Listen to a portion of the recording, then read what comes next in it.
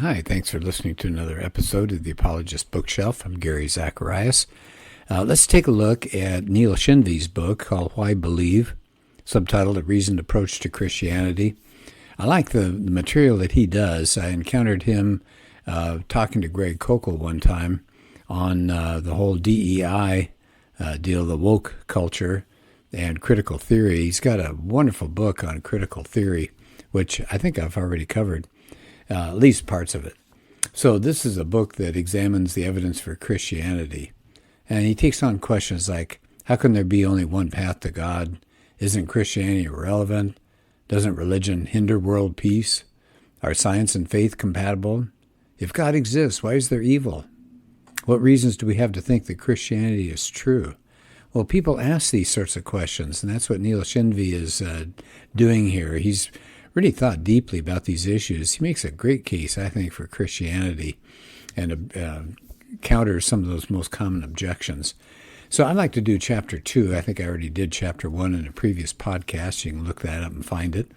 This one's called the Trilemma, and he uses a Bible verse to start, Mark 8:29. But who do you say that I am? And he said, Shenvi starts off, he says, 2,000 years after Jesus, about a third of the world believes he's God, that Jesus is God. I mean, think about the Western calendar. It divides all of history into AD and BC based on when he was born. His teaching is embedded in our culture. We hear phrases like Good Samaritan, going the extra mile. That's part of the Bible.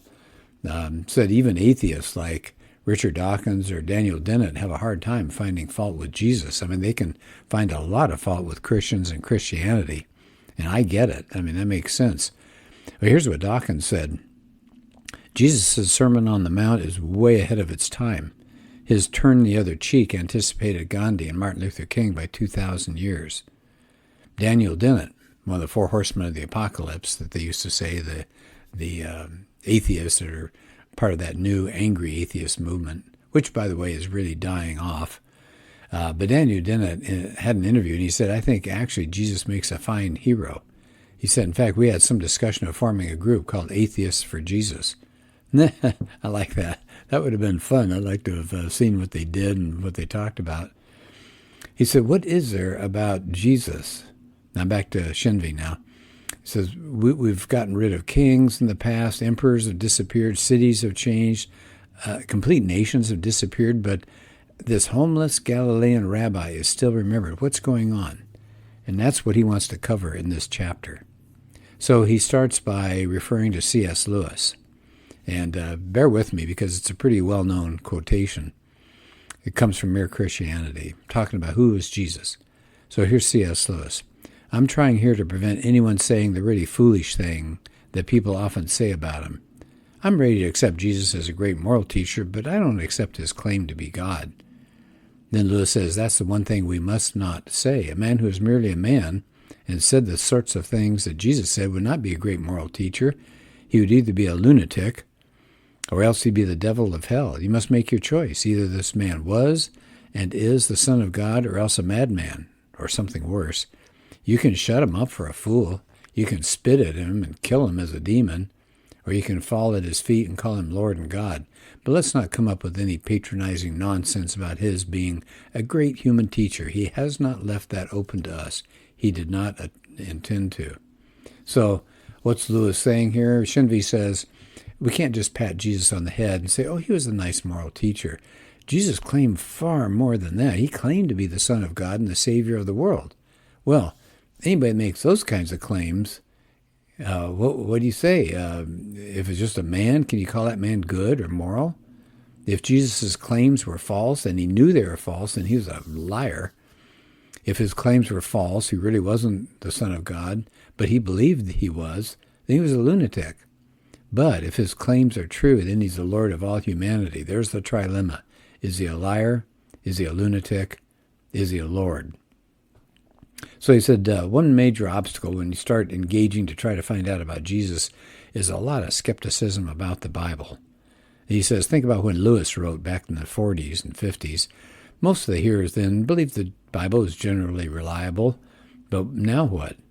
Well, many people see the Bible as just some kind of incoherent mixture of fairy tales and moral parables and legends. Shenvi says people see it as a cross between Aesop's fables and the Lord of the Rings. Yeah, that's a good one. He then quotes Bart Ehrman, who's a professor. He's probably, maybe right now, the most well-known New Testament scholar. And he says, considering the Gospels, this is Bart Ehrman now, you're probably familiar with the old birthday party game, Telephone. Invariably, the story has changed so much in the process of retelling it that everybody gets a good laugh. He said, imagine playing that, though, not in a solitary living room with 10 kids, but over the expanse of the Roman Empire, with thousands of participants from different languages, different backgrounds, etc., etc. What would happen to the stories? Well, everybody says, they'd be a mishmash. And then he quotes Paula Fredrickson. She's a religious studies professor, talking about the Gospels. These are composite documents, the final products of long and creative traditions in which old material was reworked and new material interpolated. Okay, so in other words, you can't really trust them. Then you got the Jesus Seminar. That was a group of scholars. And I use the word scholars a little loosely because there's a good book called Jesus Under Fire that looks at the Jesus Seminar. And you find out many of them are not experts in the field of New Testament studies. But anyway, so the Jesus Seminar, they were trying to research the historical Jesus. Here's what they came up with. 82% of the words ascribed to Jesus in the Gospels were not actually spoken by him. Wow. Well, pretty soon you can see what happens, Shenvi says. Why would you trust the Gospel's basic historic reliability? And if they're not reliable, then the stories about Jesus, maybe they're just written later by Christian communities. So he says, don't worry about what Jesus claimed. He says, nobody lies awake at night wondering whether to surrender his life to Darth Vader. Fictional characters could inspire us, but they don't demand our allegiance. So he said, if we're going to go back to that trilemma to make sure we ground that in a good way, right, is Jesus liar, Lord, or lunatic, you have to make a case that the Gospels provide a generally reliable portrait of Jesus. So I'm going to go pretty quickly over that. But he's going to focus on 6 major areas to look at to see what we can decide about the Gospels. Manuscript transmission, non-Christian documentary evidence, geography, archaeology, Jewish context, and something called onomastics, which I don't understand that one. But we'll come across it. I'll show you as we get going. I'd never heard that word before. Okay, here's why do we trust the Gospels to be reliable? Number 1, the reliability of manuscript transmission. Now, remember, we don't have the original copies of the Gospels. There's no Gospel of Mark, the original one, pinned by Mark, hanging up somewhere in the Vatican or in London or anything like that. No, we only have copies of copies of copies of copies. Yeah, and so that sounds like that game Telephone again. So people say, well, scribes are sitting there and they're trying to copy the New Testament. They're going to make mistakes. And so we really can't know much about Jesus because things either on purpose or accidentally got changed. He said, yeah, it's true. We only have copies of copies. But he said that's the same for any book written before the invention of the printing press. So the New Testament is better attested for than any of these other pre-printing press books.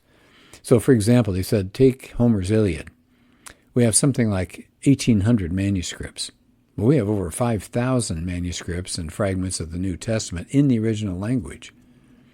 So, yeah, there are some differences in the manuscripts. He admits that. Yeah. The text has been altered somewhat, but here's the good news. The vast majority of these differences are called variants. They're trivial. Even Ehrman, who's now an agnostic, in fact, I would call him more of an atheist, he said, far and away the most changes are the result of mistakes, pure and simple, just slips of the pen, accidental omissions, inadvertent additions, misspelled words, blunders of one sort or another.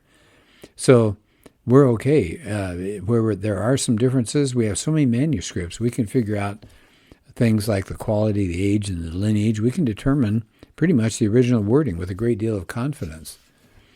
And so we can recreate the original documents of the New Testament with a high degree of accuracy. Bruce Metzger, he was Ehrman's mentor. He said the variation doesn't challenge any essential doctrine. So it's not a case of, oh, we have some manuscripts that say Jesus was not God, or we have some manuscripts that say Jesus never arose from the dead. No, we don't have those. They're all in agreement about the basic doctrines of the Christian faith. Ehrman even said, even though Metzger and I may disagree, said we're in complete agreement on the number of very important historical and textual questions. He says if he and I were put in a room and asked to hammer out a consensus statement of what we think the original text of the New Testament probably looked like, there'd be very few points of disagreement, maybe 1 or 2 dozen places out of many thousands. So the textual issues are so infrequent and they're so minor, they have no bearing on the historicity of the gospel. Okay, so that's good news. Now, it doesn't show, though, that the original documents were reliable in the first place, right? Somebody could lie back in the first century and create this thing. So he said, let's see if we can know about the life of Jesus from people who were not Christians. So here's the second point. Can you trust the Gospels? Well, second, it said, what would happen if we burned every Bible in the world and every book that was ever authored by a Christian? What if we just considered ancient sources that were composed within a century of Jesus' death? Would we know anything at all about Jesus? Well, Neil Shenvi says yes. He says we would have some basic facts about Jesus' life and about the movement that he founded. So you got sources. Now remember, we're talking about non-Christian authors. So you have people like Josephus, Tacitus, Pliny the Younger. This is what we'd learn. There was a Jewish man named Jesus. He lived in the first century Judea. He had a brother named James. He was called the Christ or Messiah. He did some kind of seemingly miraculous deeds. He was brought to the Roman authorities by the Jewish religious leaders. He was crucified under Pontius Pilate. The movement he founded was first checked by his execution, but later reemerged and spread as far as Rome. The early Christians chanted hymns, sang hymns to Jesus as if to a god, and refused to worship other gods, even on pain of death. Now, these early Christians met regularly, they shared a communal meal, and they pledged to live moral lives. Now, that's a pretty good outline. It's a rough outline, but it's a pretty good outline. Those are from non-Christian sources.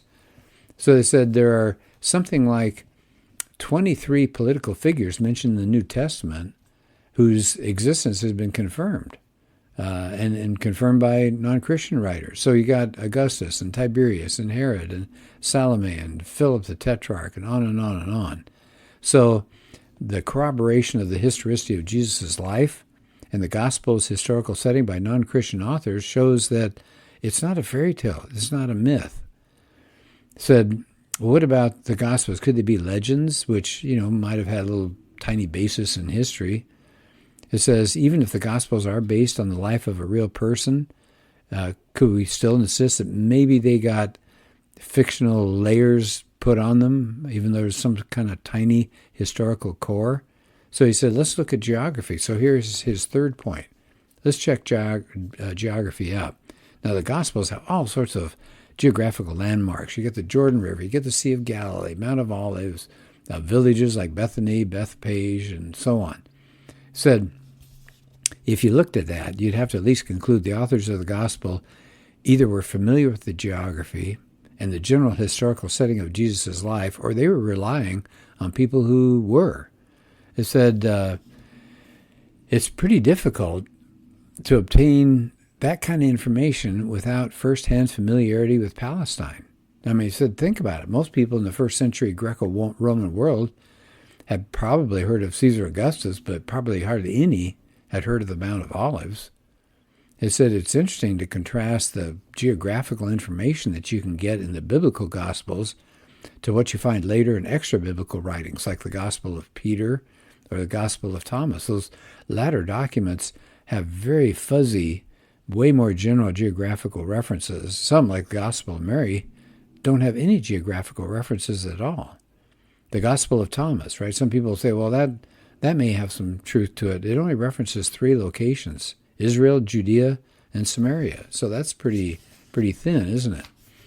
So it said, can we expect to find that kind of geographical detail to be made up later? It says, do you think just a tiny kernel of historical truth would be able to include dozens of incidental geographical details? So there's the first three. Let me go back and just tell you what we're doing here. We're looking at manuscript transmission, non-Christian documentary evidence, geography. Now we've got three more to go: archaeology, Jewish context, and onomastics. All right, so these are reasons why we can trust the portrait of the historical figure of Jesus. So number 4, what about archaeology? Will that help us? Well, actually, archaeology can provide a lot of corroboration for the Gospels. Now, it's limited, but it does pretty well. It said things like Herod's temple, that's mentioned in the Gospels. Yeah, you can confirm that by archaeology, but it said, what about minor details that excavations have unearthed? So, for example, the pool of Bethesda, John 5, take a look at that. The pool of Siloam, that's John 9. The synagogue at Capernaum, that's Luke 4. There are inscriptions naming Pontius Pilate. You got one referring to Lysanias, the tetrarch of Abilene. Do you know they found a first-century house from the village of Nazareth?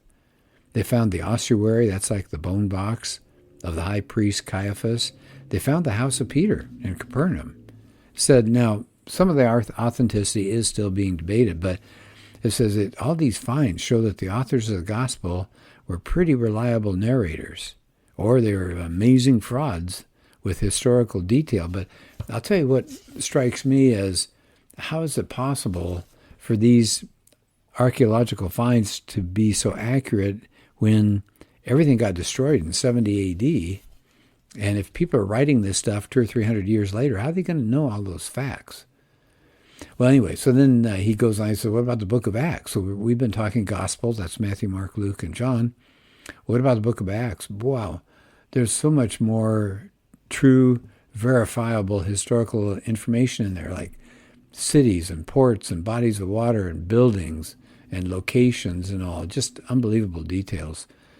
He uses for example, Luke uses correct titles for the government officials in various locations. So I'll give you a couple of examples. The rulers of Cyprus and Achaia, they were called proconsuls. Now, take Ephesus, says that was administered by a temple warden, a proconsul, and asiarchs. The magistrates of Philippi were praetors. In Thessalonica, they were called politarchs. Malta was ruled by what they called the first man of the island. So imagine you're writing this stuff hundreds of years later. How do you get those correct namings of the officials and all? Amazing. Here's number 5. What's another reason we can believe the reliability of the Gospels? This is corroboration from the Jewish context and concerns of the Gospels. It says hardly likely to have been invented by later authors. So he says, I'll just confine myself to 3 of these. The Gospels have Aramaic words and phrases. There are Jewish religious details in the Gospels, and there's absence of any discussion of Gentile circumcision. So let's go through these 3 real quickly. So most people believe if Jesus was a first-century Palestinian Jew, he would have spoken a lot of Aramaic. Now, the Gospels are written in Greek, but there are some places where we get to hear Jesus' words in Aramaic. So, for example, that's Mark 3:17, 5:41, 7:11, 7:34, 14:36, and 15:34. Now, Mark uses the phrase, the Aramaic phrase in each case, with a Greek translation, because the Greeks reading that wouldn't understand, people that understood Greek. So why would Mark put those words into his narrative if they were just made up? That says he was recording what the eyewitnesses remembered. What about the second point that they're bringing up here about the Jewish context? Look at the Jewish religious details that are in the Gospels. He says, let's just look at Mark's Gospel. Jesus' conflict with various Jewish groups is explained to the non-Jewish audience. So, for example, Mark 7:3 and 4, there's reference to ceremonial washing. He says, look in Mark 7:11, the practice of Corban has to be explained. Then look at Mark 12:18, the Sadducees' view of the resurrection. So there's all sorts of comments and references to Jewish religious customs and their festivals, and a lot of quotations from Old Testament scriptures. So it says, it sure seems like the Gospels reflect a first century Palestinian context. Why? Because they deal with Jewishness of Jesus. He says probably the most powerful argument against the idea that the Gospels were made up by later Christians, he said it has to do with the subject of Gentile circumcision. So that was a big topic in the early church. Do the Gentiles, in other words, the non-Jewish converts to Christianity, have to be circumcised? Paul's writing a letter about that. That's Galatians. He discusses in Romans, 1 Corinthians, Ephesians, Philippians, Colossians, and Titus. It's taking up several chapters in the book of Acts. You end up with a church-wide council. It just about tore the early church apart. But in the biblical Gospels, Jesus says nothing about Gentile circumcision. Now, why is that interesting? Well, if early Christian communities are making up things about Jesus to support what they believe, why wouldn't they do that when it came to how you incorporate Gentiles into the church? It says, the interesting part, too, is that Jesus is silent on the idea of Gentile circumcision, but he explicitly questioned about circumcision by his disciples in the extra-biblical Gospel of Thomas. Right? So that's interesting. He says that's what you'd expect to see in a theologically motivated fiction written later, about circumcision. Okay, so it said these Jewish characteristics of the gospel gives us a reason to believe that they do accurately reflect the words and teachings of the historical Jesus. Okay, so here's the last area, onomastics. So what's onomastics? I had no idea until I read Shenvi's book. So it's a field of study. It's a study of the history and origin of names. Oh, okay. So what they've done is that there was a historian that compiled a huge database of hundreds of proper names that he got from ossuaries, those burial boxes, of Jews born between 300 BC and AD 200 in Palestine, so 500 years. So the data shows that the most popular name for a Jewish male born in Palestine around the time of Jesus was Simon. And the most popular female name during that time period was Mary. So Richard Bauckham, who's written a book called Jesus and the Eyewitnesses, and that's a powerhouse book. I've got it, and it's got a lot of good material. So Richard Bauckham, he's a biblical scholar. He compared, so what are the most common names in the Gospels and Acts, and how do they match up with this historian who compiled the proper names? It says the most popular New Testament names match the most popular names found on those ossuaries. Isn't that interesting? How is that possible? So it says it seems really unlikely that the four authors of the Gospels would have the foresight and the ability to write a fictional account hundreds of years later, but they got the names right. And those names go in and out of style. We know that.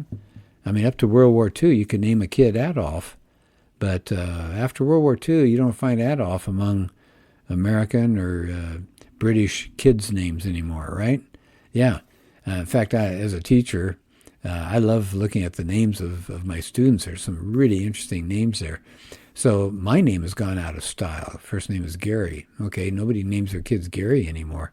So names come and go. How would the people hundreds of years later know names like Simon and Mary were the most popular ones? And they're the most popular ones in the Gospels as well. Okay, well, this is a big chapter. Man, there's still a lot to go. And I think what I'm going to do is break it off right here. And we'll do a second part next time.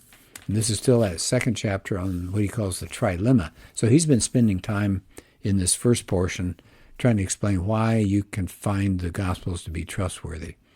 All right, well, I've got a whole talk on that. If you go to my website, apologeticsforlife.org, you can look up some of my talks, some of my videos, or if you want to just listen to talks I've done on the reliability of the Gospels. Well, I appreciate you being part of this podcast. Thanks so much, and hope you're having a good day. And let's do another one soon.